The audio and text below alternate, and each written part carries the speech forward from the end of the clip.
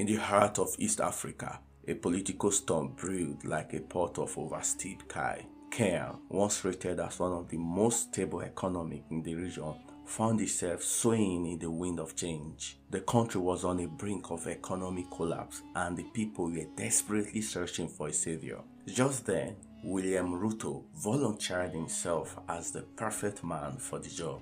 It was 2022 and William Ruto's words were as sweet as honey to the ears of the struggling Kenyans. He painted himself as a hustler, a common man rising like a phoenix from the ashes of poverty. His campaign promises sparkled like diamonds in a sea of charcoal, and the people of Kenya, thirsty for hope, dragged them up like water in a drought. That was how William Ruto, the self-acclaimed champion of the common man, ascended the presidency. But as the saying goes, all that glitters are not gold. No sooner had President Ruto ascended to the throne of power than the cracks in his golden promises began to show. The Kenya economy didn't soar like an eagle as promised, rather it plummeted like a stone. The country's debt piled up like clouds before the storm, and its coffer emptied faster like a Nairobi bar on a payday. But everything changed on the 13th of May when the government presented the controversial Finance Bill 2024 to the National Assembly. That was when trouble started brewing. In an effort by the Kenya government to raise an additional $2.7 billion in domestic revenue, they decided to tax the living air out of every Kenyan's body.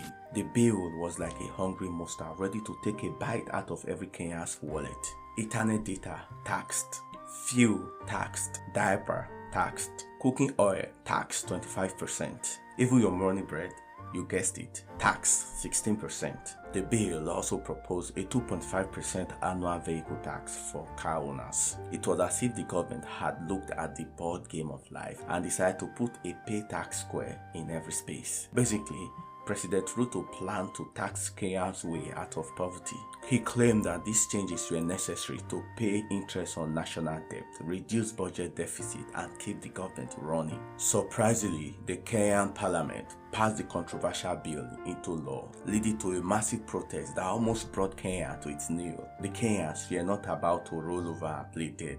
The youths, armed with smartphones and burning indignation, took to the street and social media. Peaceful protests, they said, a chance to be heard, they hoped. But what happened next was a scene out of a political thriller. The protests took a different direction. The country's parliament was breached. Government buildings in Nairobi were set ablaze. And the country's ceremonial maize, yes, you heard that correctly, the country's ceremonial maize was stolen in the chaos.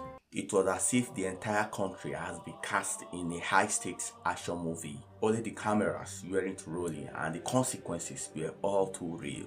As the protest intensified, so did the government response. Before you know it, the military rolled out, turning Nairobi into a set pieces from a scary action movie.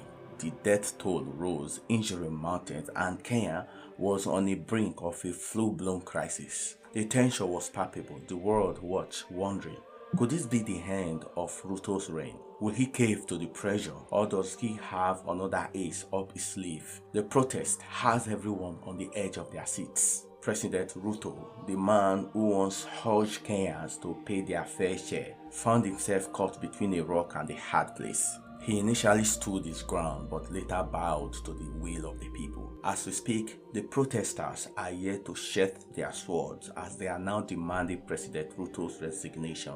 The youths are angry over a lot of issues. Ruto, in his presidential campaign in 2022, described himself as an anti-establishment candidate. He vowed to implement policies that will put more money in Kenya's pockets. Heartbreakingly, Ruto is now fabulously wealthy, yet he frequently urges Kenyans to tighten their belts. Also, Ruto's visit to the United States in May created a lot of controversy as he chartered a luxury private jet instead of using the presidential private jet or the Kenyan national carrier.